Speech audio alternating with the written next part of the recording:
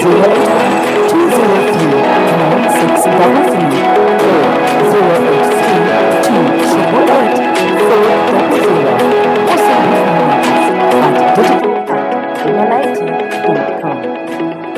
Pay.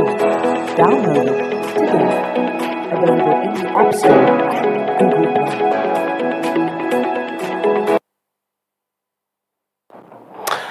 A very good afternoon to our listeners. Welcome to our program, Root Out Corruption from Namibia.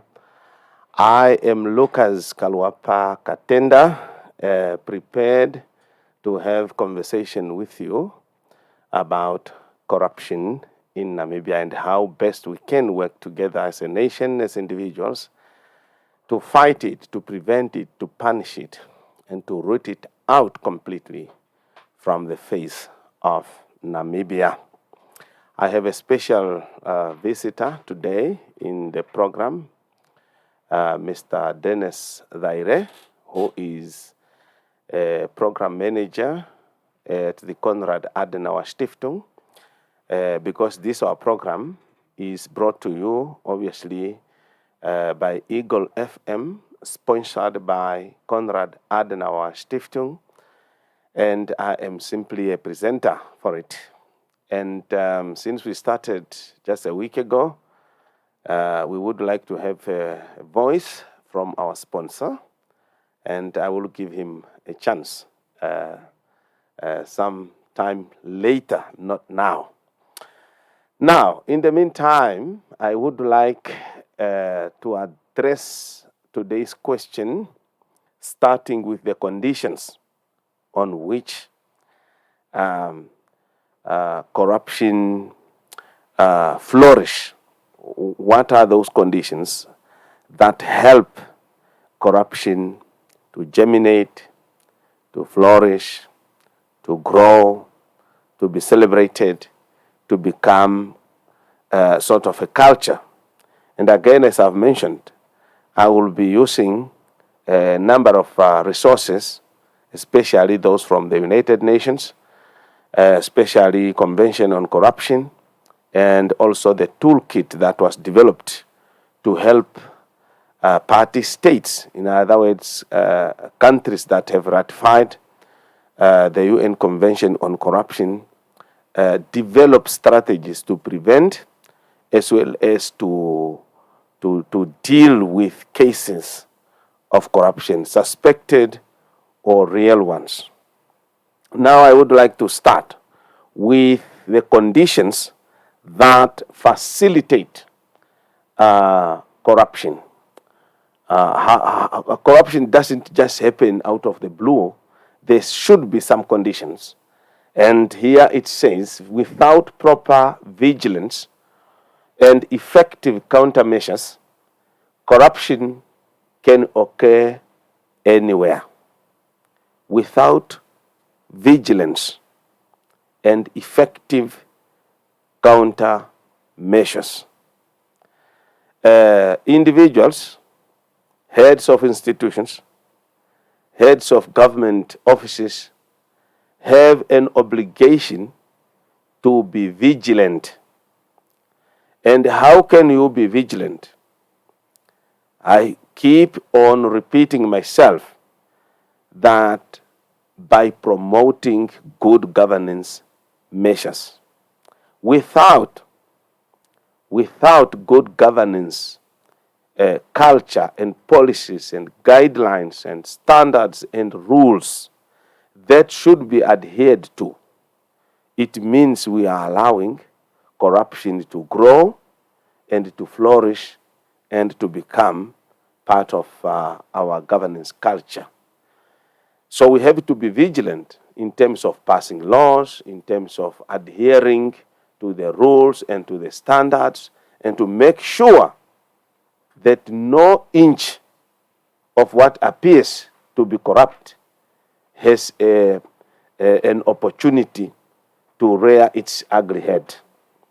Not only to be vigilant, but also to have effective countermeasures. Okay, those are now the rules, as I've mentioned, reporting system, anti-corruption agencies, and all people to be sensitized through public education, as we are doing, and possibly to use our education system as a way to instill a sense of responsibility and the principle of responsible citizenship in our children while they are young. And I will pose a question to Mr. Dennis Zaire on that one when the time comes. So if we are not vigilant enough, and if we are not using effective countermeasures, corruption can occur. It can happen anywhere. It can happen at home. It can happen at school. It can happen at the hospital. It can happen at any government, major government office, public, business, anywhere in traditional authorities, in churches. If we are not very careful, corruption can happen anywhere. And what is corruption again? I said it's a process in which a person benefits on the expense of the majority. Maybe a sense of importance, I must benefit, I must receive the first honor, things like that. And these things can happen anywhere. Now, World Bank and the United Nations and other multilateral and bilateral organizations have shown that any society or organization is susceptible, even where well-established checks and balances are in place. It is a disease, it is a virus. Corruption is like, what are the diseases we have here that are always available? Maybe HIV and AIDS, let me say that, or TB. It's always endemic. It's always as a way of showing up. Even if you are well established, you have good policies that will prevent or that will make corruption exposable. Immediately it shows itself up. There is always a way to maneuver and to manipulate systems, even governance systems. And therefore, there must be stiff vigilance and stiff, effective countermeasures.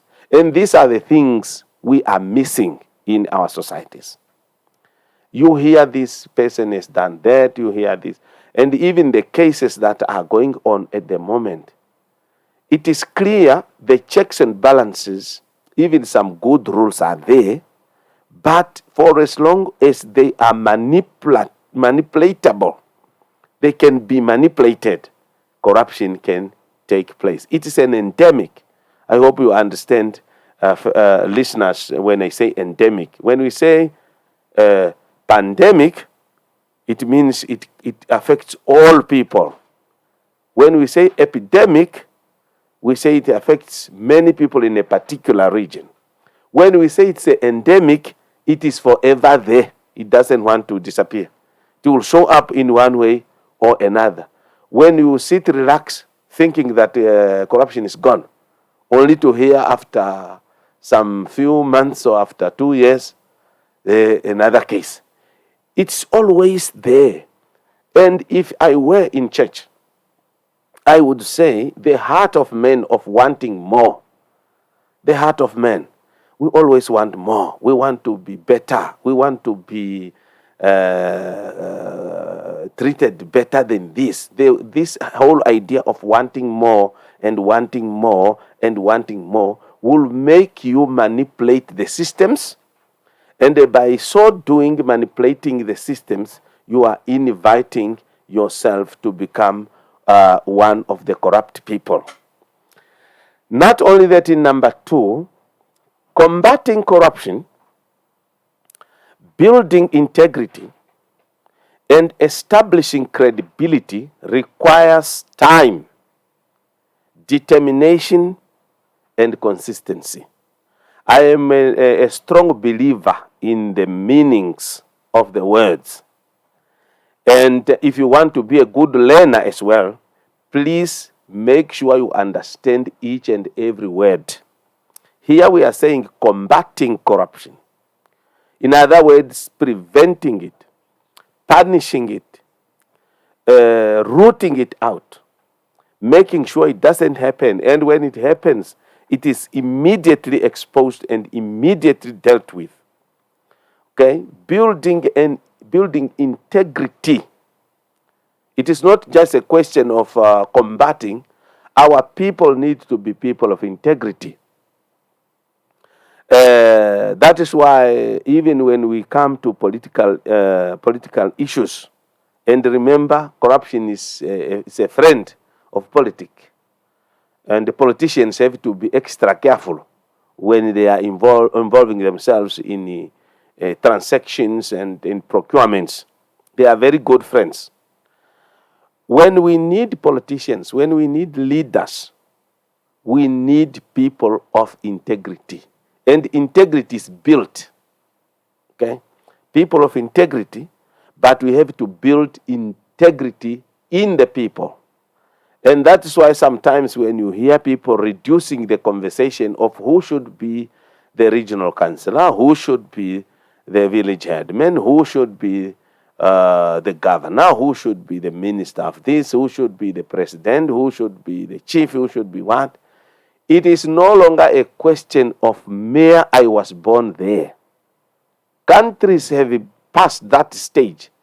I come from the royal family. Therefore, I am supposed to be. I should inherit from my father or from my mother. Leadership is no longer about I was born into the system. Leadership is about the integrity of the candidate, especially in protecting the society against the evils, not only economic evil, not only poverty, not only unemployment, but even from theft, especially in the organized crime that comes in a form of corruption. And therefore, when people reduce conversation into I was born there, I was in exile, I was that, and so forth, people like myself, I just lose interest, because I am interested to know who is the person with necessary knowledge, with necessary skills, with credibility, with determination and consistency to promote good governance, to promote socio-economic well-being of the people by combating things like corruption head on. This is the person I would want to hear taking over the reins of whatever. It could be a traditional authority, it could be a church, it could be a community organization, it could be a regional council, it could be a ministry, it could be the state itself. So it is not just building integrity, it is also the question of credibility. When we say credible, I don't jump the words. All the words must be properly understood in their original meaning. Credibility. Somebody must be credible enough. An institution must be credible enough. So for people to say, well, this is a credible person. This is a person to rely on. This is a person to be trusted. This is a person one can speak to. But people with double faces and double dealings and secrecy, too much secrecy, even when it comes to public affairs, somebody has to be scared for people such as those to take reins of our affairs. And not only do we need credibility, we also need determination. Determination to do what? Determination to make sure we promote only nothing but good governance. We must be coming to work on time. We must be doing performance management or assessment. People should be accountable. people should be transparent. All these principles that you may know of governance and administration to be rigorously followed, because it's the only way you can prevent corruption from happening, and spotting it when it has happened, and expose it, and even deal with it in terms of discipline, especially in punishing it. And there must be consistency. All these things cannot happen in the air. They should be done by a person. That's why I'm talking about those in leadership of any institution. There must be consistency. You don't say this today and you say the other tomorrow, or you say this today and you do different. Your word must be equivalent to your bond, as they say. So in many ways, combating corruption, building integrity, establishing credibility, the trouble is it requires time, and it requires determination, and it requires consistency. You must be willing to do it. You must be consistent. You must be determined. You must be courageous. You must be steadfast. This is what I'm going to do. And in many countries, I have mentioned, people are serious with corruption. And you see it. Those of us who have done with international organizations, those who support or donate some funds here.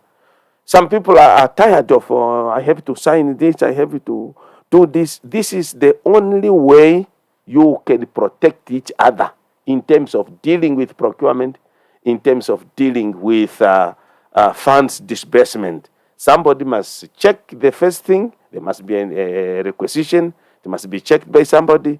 Another person must approve it. Another person, so that there is a chain, that there is no way one person can have a discretion, and therefore, remember, there is what we call abuse of discretion.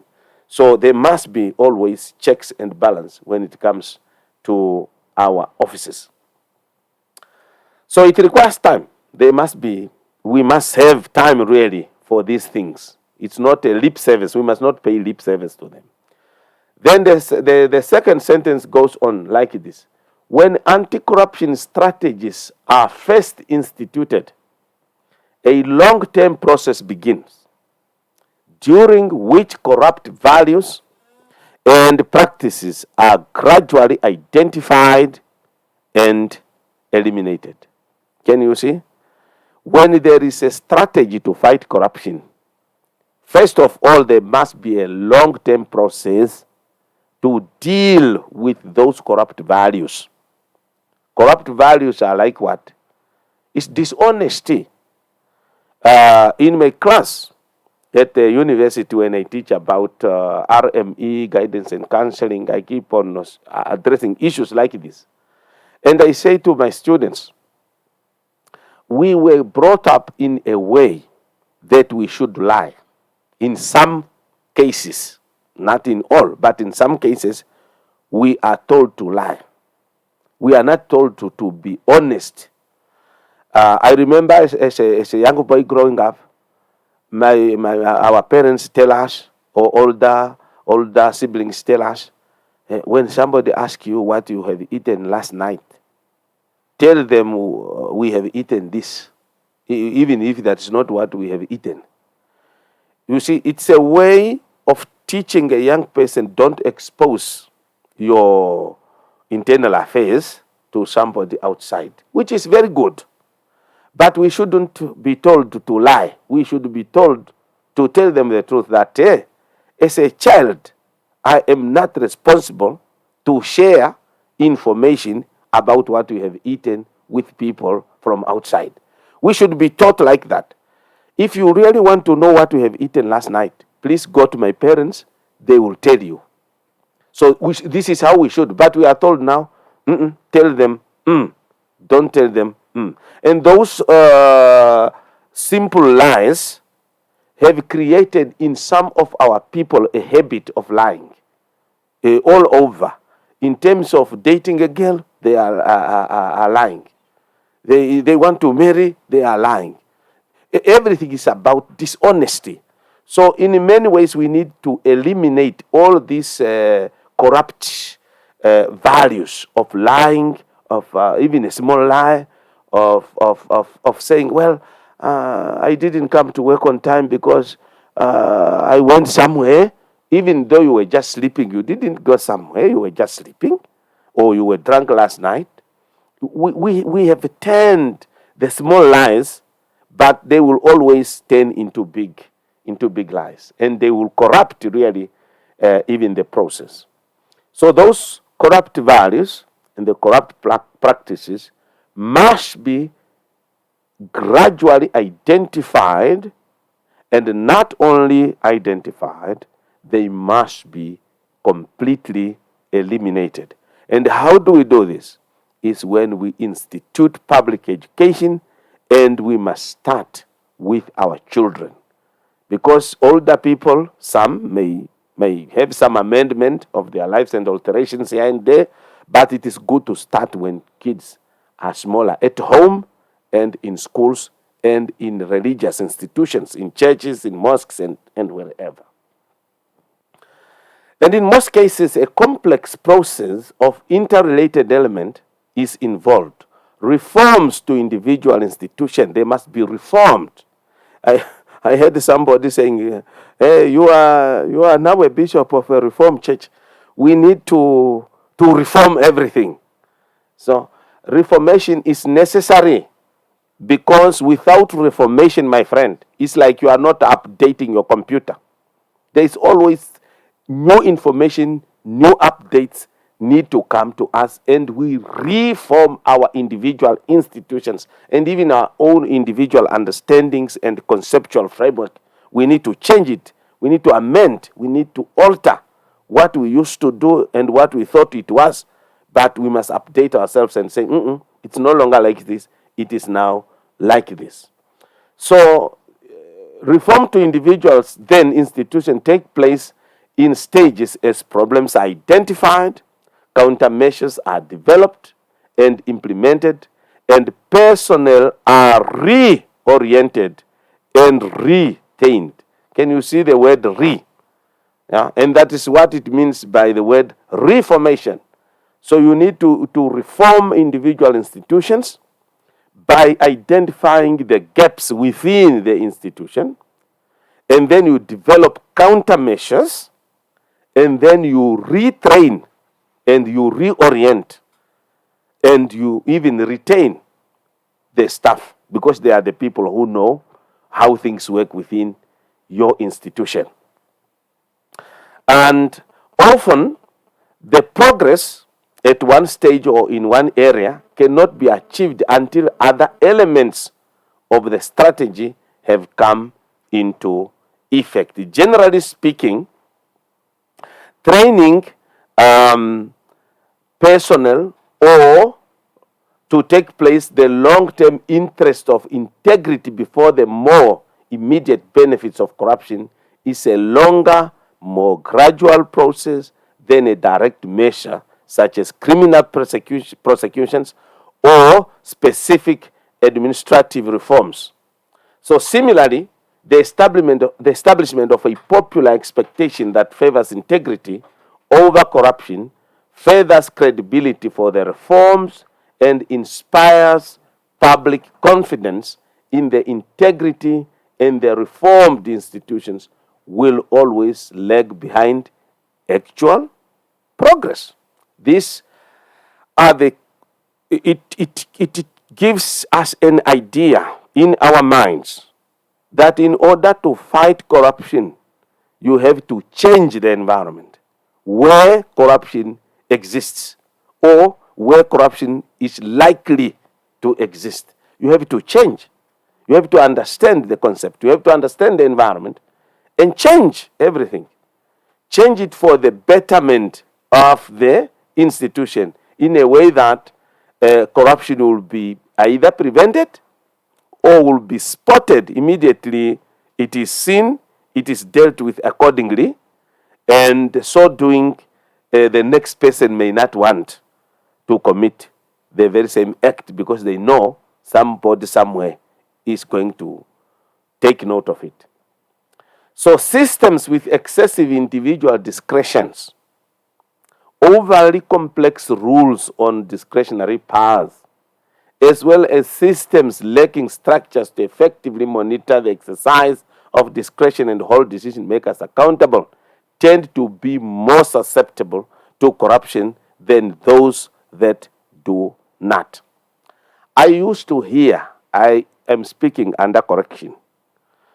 When I'm saying this, I am only saying this according to what I am hearing. I'm not passing any judgment. I used to hear when people are applying for fishing rights that the process is so skewed and you never know who is responsible for what, who is going to scrutinize this, how is the process. It seems to be too long, and people have to wait and to wait and to wait and to wait to know whether they are successful or not. And what is the major suspected corruption case today in Namibia? It's from the fishing sector. So be very careful there. Excessive individual discretion or overly complex rules. You have to put this, you have to write this, you have to put this. Even a person who doesn't know how to write or write professionally will find it very hard. You may end up preventing some people from completing those forms or whatever they are, and you are favoring those that are close to knowing or have known the process, and therefore you may end up granting the rights to people whom you know or whom you have trained or whom you have helped somewhere somehow to know the process. So we have to be careful there. How do you put up the rules? The rules must not be complex in a way that it will be difficult for people to understand, let alone to action, but they must be simple in terms of their applicability and their practicality. Because at the end of the day, somebody needs to sign something. It's like the parliament. The parliament have to pass laws, and the National Council, and then, well, both our houses now of parliament, the National Assembly, the National Council, but the head of state will still have to sign. At the end of the day, we will say, well, the president has signed. It's no longer really the National Assembly. It is now the president's duty, and we will blame him if he has signed something which is not very good. And therefore, this whole process of many people involved in the process need to be properly monitored in a way that there is no manipulation so that corruption can take place. Then systems in which individual offices or departments or agencies operate in isolation from one another tend to be more susceptible to corruption again. One reason may be that systems where individual elements operate in coordinated fashion and communicate regularly with each other tend to carry out mutual monitoring and both of activities and individuals. My friends, I don't need to repeat the principles of good governance. Basic administrative skills, basic management skills, monitoring and evaluation. Simple. You may use millions of words to tell us about these rules, this what. At the end of the day, somebody must monitor what is happening, and somebody must be able to evaluate from A to B, what have we done? How have we done it? How have we reached a consensus on this? How have we concluded on this matter?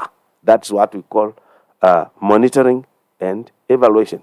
But when the office is separated from others, somebody is likely going to do some funny things there because there's nobody who is monitoring, and it's highly likely that even the evaluation will happen, but it will be superficial, and it is not going to be an in-depth in a way that a corrupt activity and element or corrupt values can be spotted and that they can be eliminated. So, we are now 5 minutes after the hour of 15, and we have spoken about the conditions under which corruption can flourish when you have, as I have mentioned, separate offices, separate departments, excessive discretion, when there is no what we call a building of characters of the people, integrity, for instance, transparencies, and all these things, if they are not there, and if there are complex rules, if there are no vigilance, there is no countermeasures, when people are really sleeping on the job, you are allowing corruption to flourish there. But there are conditions that are required to prevent corruption. But in the meantime, I would like to open the air to the listeners. But before I do that, I would like you to listen to the program manager from the Konrad Adenauer Stiftung to help us also understand why is Konrad Adenauer Stiftung concerned about good governance, democracy, civil participation, the plight of women and the young people, most particularly. Why is this, Dennis? Thank you, Reverend, for the opportunity, and thank you for welcoming me to the program. The items that you have actually mentioned on top, those are the core values of the foundation. Those are the basis on which it operates. It looks at strengthening democracy, the rule of law, human rights, and so on. So those are the core values upon which the foundation is founded, and which actually guides the foundation in its daily work. And also to add to that is, I think as an institution, we also have to have focus on a number of areas that could actually guide our activities.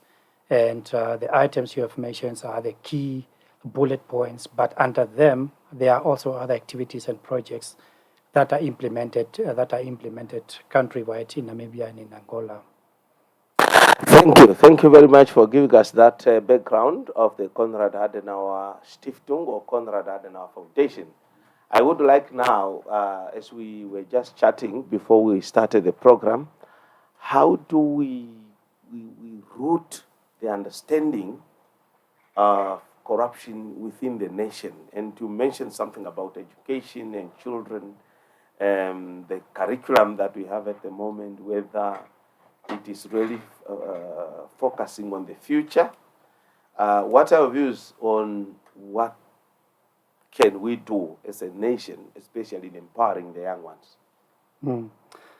I think it's a very good question, and it's a very good subject that we're discussing today.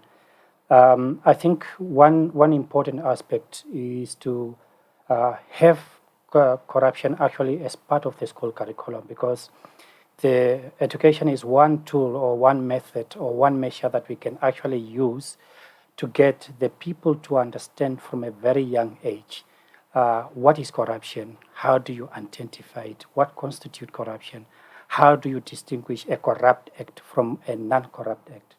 And then after that, probably one could also emphasize the importance of civic education. What is my responsibility as a citizen? How do I contribute to a coherent society? And what am I expected to do? What action should I do or take? What action am I not supposed to take? And this is actually good awareness, because once the people understand that from a very young age, they will be able to, number one, identify the act, distinguish the act, the corrupt act, from a non-corrupt act, and also take responsibility in terms of reporting or highlighting the corrupt act to the relevant institution. And therefore, it's an important process. And then after that also, once the act is reported to the institution, they will be able to understand and to expect an action to be taken by the institution, because in the absence of an action being taken, it kind of discourages them from actually reporting such action in future. But also what is important, there is, apart from the, you mentioned a number of items like integrity, credibility, determination, and consistency. And there is also one element that I think is critically important that I want to add, and that is an element of equity and fairness. Because once an action is taken by an institution, it's important that the act is actually fair. So, in other words, once the people have reported corruption or the children understand that we are going to report corruption, they need to see an action being taken by the institution, responsible institution, and that action that is being taken, it's important that an element of equity or fairness is embedded within that action. In other words, it shouldn't matter about an individual that has committed an act. What should actually be the primary focus should be the act itself. Thank you.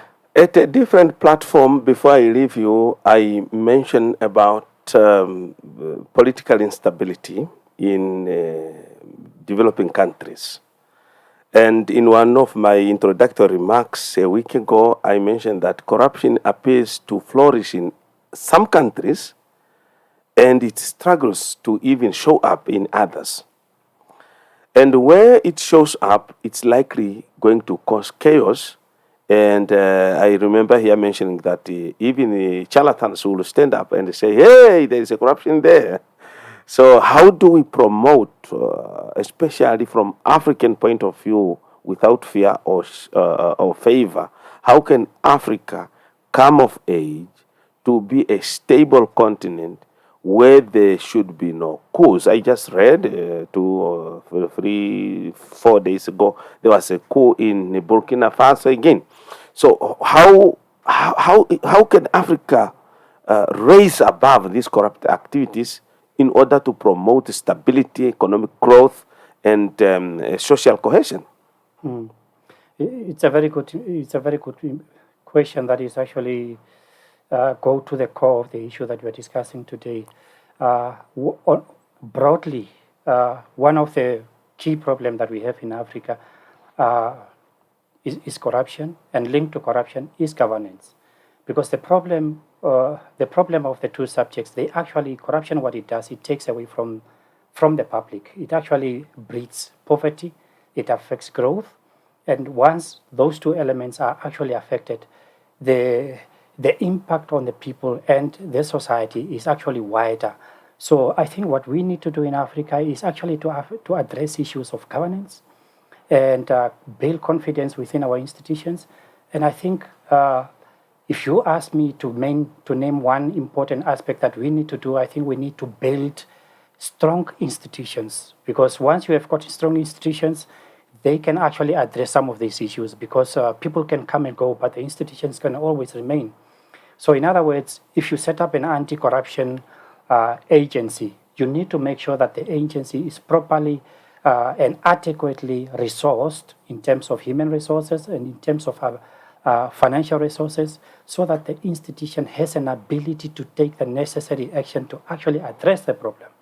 So I think once you move away from addressing issues of governance and corruption, then you can go on to the next level. So I think we need to open up these issues and also discuss and actually debate them openly in society. And I think there is also one important element that is linked to that.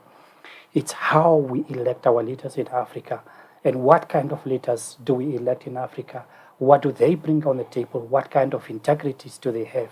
So it's actually a broader subject, but actually to summarize it, I think I could actually mention those few points. Thank you. Thank you, Mr. Dennis Daire, for your input and for your presence today in the studio, so that we can also know what happens behind the mic and also hear from the public. I now open the line for the public to call in. Some were already trying to call here as our program manager was speaking, but please now you can come in studio. The number is well known, and I will give you the floor to address us. Please make your point very short and give chance to others. I would like to invite our first caller. Welcome to Eagle FM. Hello, Edwin. Thank you. So, thank you, Bishop. Yes. good for coming make us awareness about corruption in Namibia. Because one can say in this end of the grave, corruption is pandemic. You know, we are having so many examples that are done by our politicians. For instance, we had the case of Onipa Town Council, where swap local councillors, what they did is just a corruption. And a day before yesterday, we are also hearing what is happening in Okahanja, which means there are some people, most, or if not most, many of our politicians are believing that without making corruption, we cannot live in peace and harmony in this country. That's why it's very, very important to make each and everybody awareness about how to combat this corruption in this country. Thank you. Thank you very much. Your point is taken care of. Institution, Mr. Dennis just spoke to strengthen our institutions. We need strong institutions in terms of administrative and in terms of management. Whether it is a local authority, whether it is a ministerial office, whether it is a department, whether it is a branch, whether it is a section, there must be a strong preventive measure, reporting measure, disciplinary measure, in a way that nobody will try even an inch of a corrupt activity. We need strong institutions. And I hope those who are in charge of our legal formulations, especially the lawmakers, the policy makers, those who set rules and standards, can hear us and can hear you as members of the public, that we need strong institutions to prevent corrupt activities from happening. Eagle FM, you are welcome to the program. Good afternoon. Very good afternoon. Yeah, talking of strong institutions, I also think that we must add that strong and independent institutions, preventative institutions. Look, if you look, for example, at the Office of the Auditor General, you look at the Office of the Anti-Corruption, you look at the various parliamentary committees in this country, they seem to be toothless. The Auditor General will go out into public offices, especially your local authorities. They will find what they find, but they will have no authority to do anything. You see, now the parliamentary committees will go around, they will find irregularities of laws and procedures in various state institutions.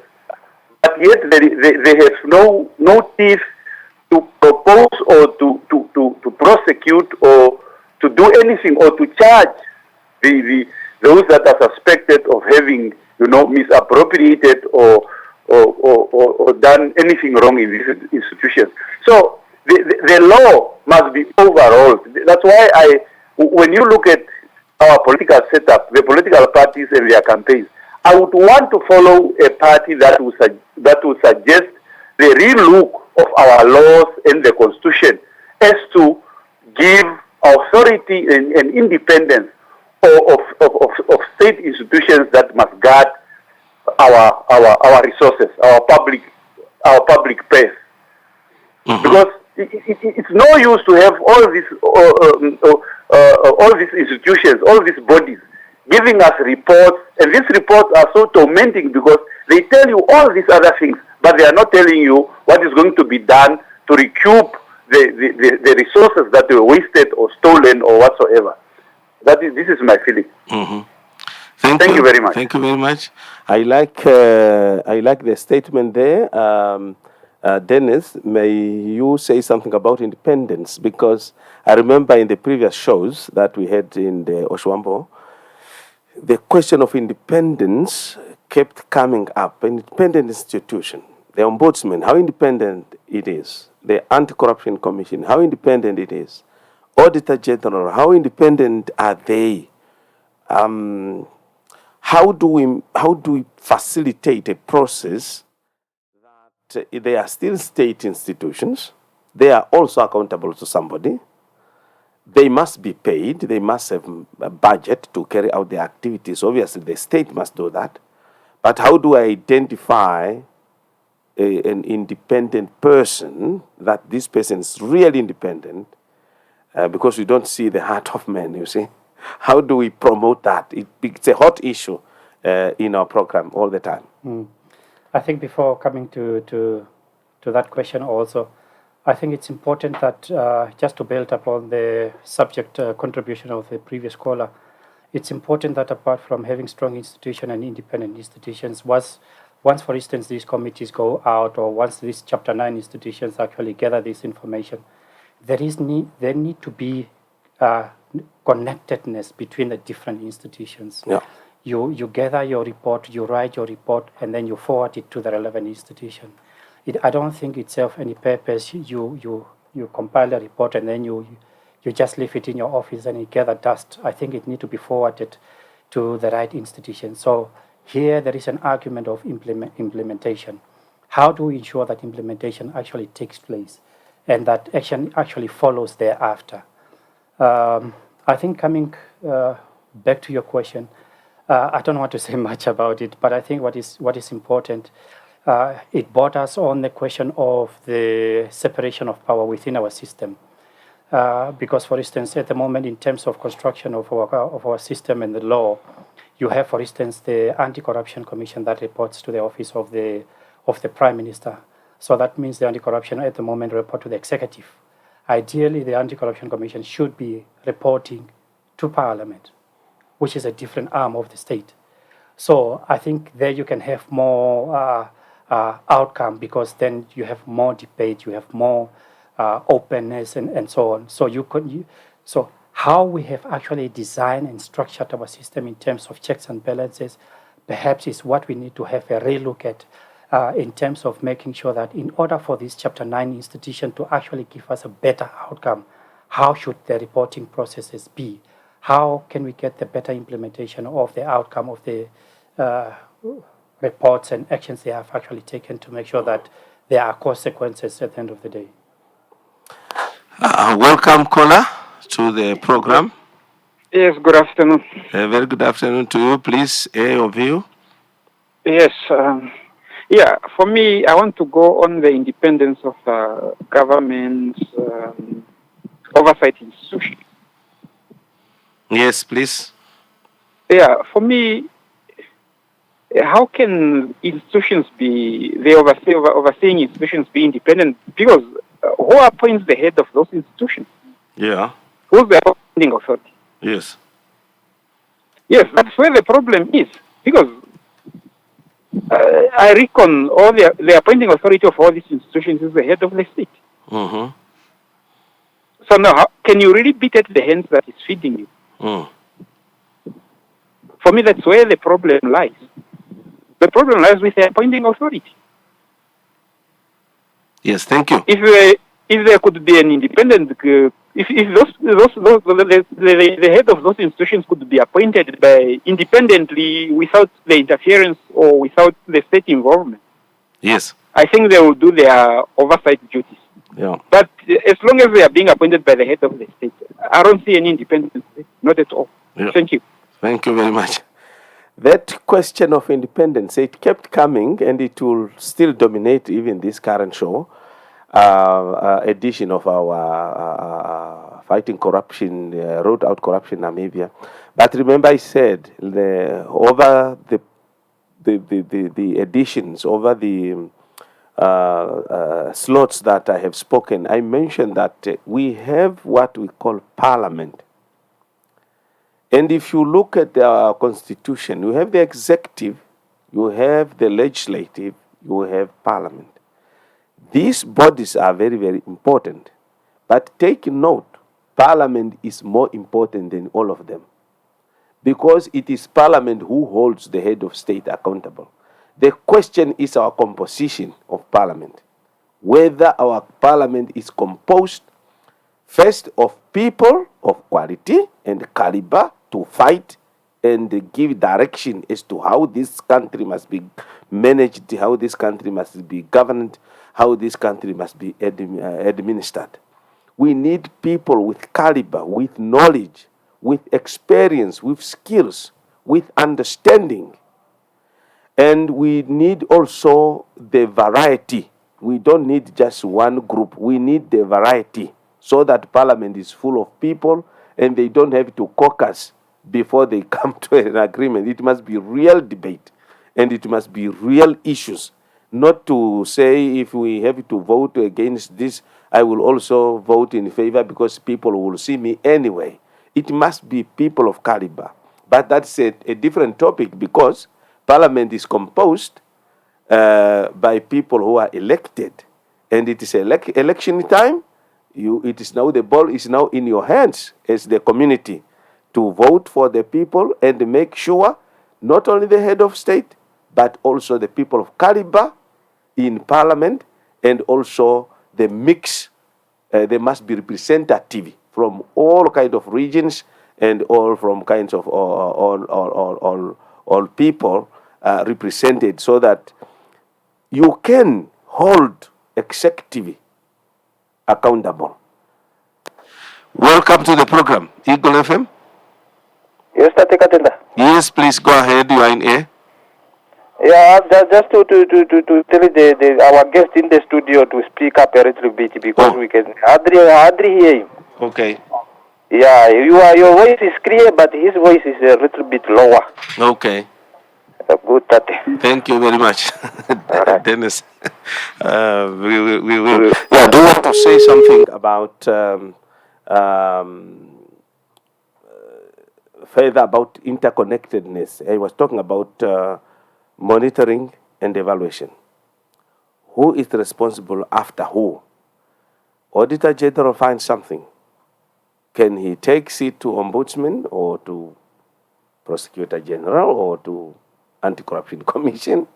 So how do the gaps there should be addressed, isn't it? Definitely. I think the gaps need to be addressed.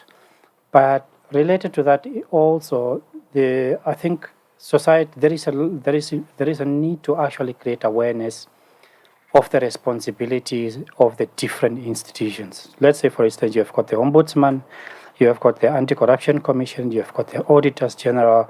They all have separate responsibility, but that is so critical in terms of checks and balances. Let's take, for instance, you have got the Auditor General compile the report to Parliament, and then what happened after? It gets channeled in the system. But what is important is that we need to follow up on actions. You follow up and see what has been done. The report has been done, it is compiled, it has been forwarded to the right institution. Thereafter, what action has actually been done? And then after, it's important also to take feedback to the people. The people need to understand that in terms of the Parliament Committee, for instance, that was here, this is the information they gathered, and this is the feedback in terms of the action that has been taken or that will be taken in future. But also what is important, I think, which actually contribute to some of the problem that we face, we have got these institutions, but the people hardly know what the institutions are actually doing or what their constitutional mandates are. So this is actually a call for some of the institutions to actually do more public awareness in terms of sharing with the public the kind of work they do in simplified manner. Let's say, for instance, you have got the Anti-Corruption Commission. How many people in public actually know what the Anti-Corruption Commission strategy actually entails? What does it say?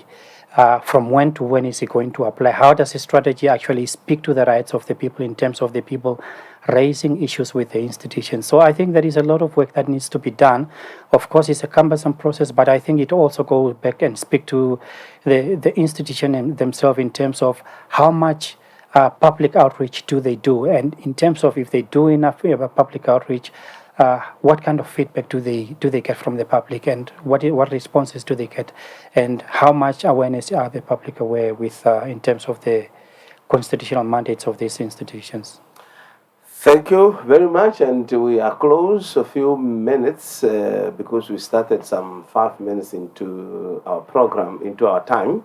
We have maybe 3 or 4 minutes.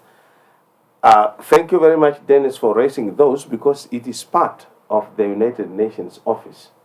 And if I just read number 6 there, systems in which individual offices, departments, or agents operate in isolation from one another tend to be more corruption.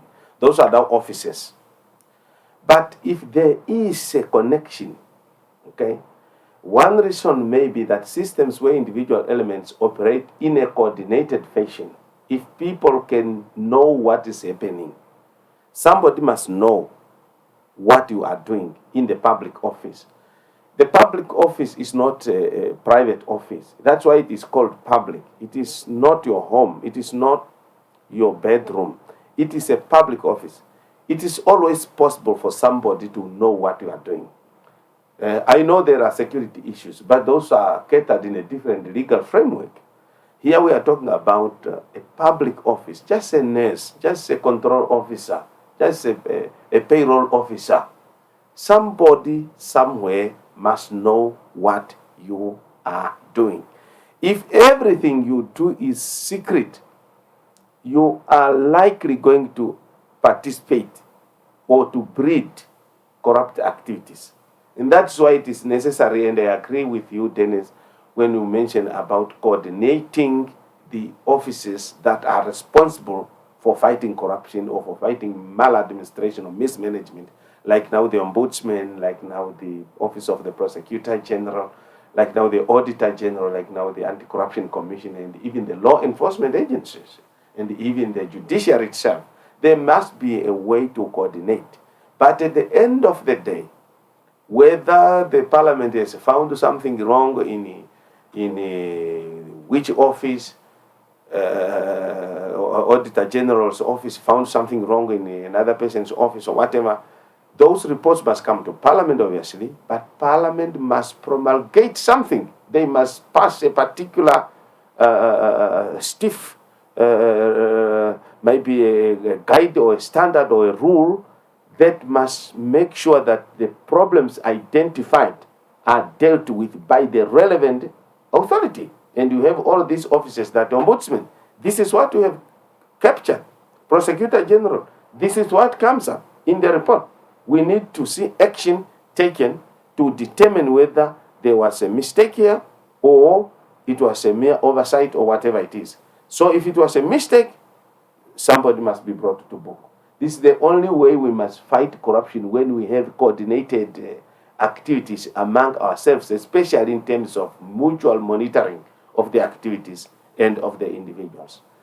So if we understood, as we come to the end of the program, if we understood that public office is not a private office, please understand that. And it is not wrong for a second person to know what you are doing in the public office. Promote that culture of transparency and accountability. Yeah? I am just going away to see somebody in hospital. Quickly, I may be late for 2 minutes. Somebody must know what you are doing. Okay, don't just disappear and then you expect to be paid at the end of the month, even for the hours and minutes that you were absent. So with that word, I would like to call it a day, unless Mr. Dennis, you have a word in a few seconds. Otherwise, we will close the program. So thank you very much for listening to us.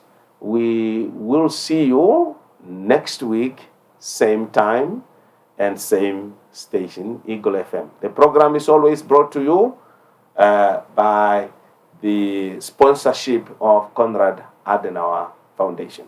Thank you very much.